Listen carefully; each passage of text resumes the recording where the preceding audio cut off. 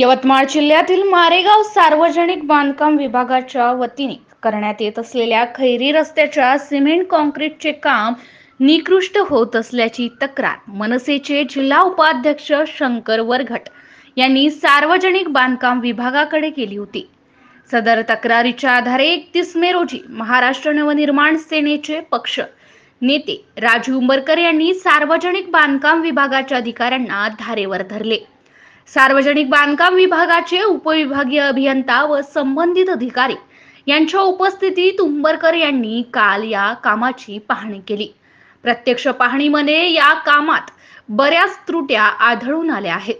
त्यामुळे या कामाची सखोल चौकशी करून संबंधित कंत्राटदाराला काळ्या यादीत टाकण्याची आक्रमक मागणी राजू उंबरकर यांनी केली आहे। यावेळी मनसे जिल्हा उपाध्यक्ष शंकर वरघट, वणी तालुकाध्यक्ष फाल्गुन गोहोकार, दीपक वरटकर, संदीप कुटे, दिलीप कुटे, भारत निभुळकर, प्रवीण वानखडे, कार्तिक भारशकर, कपिल मेश्राम, रोहित ससाणे, विवेक धवस, चंद्रशेखर कवडे, आकाश क्षीरसागर, अक्षय काकडे यांच्यासह गावकरी उपस्थित होते। MCN न्यूज मराठी करिता विशाल मासुरकर, यवतमाळ।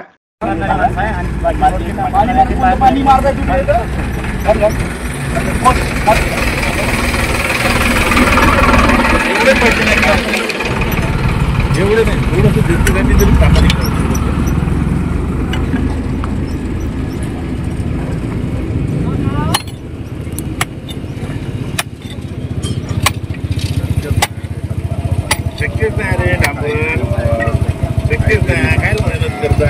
बघ ए बाबू, तिथं जाय बरं, दोन तरी माणसं घेऊन बसून आहे ना। ए बेटा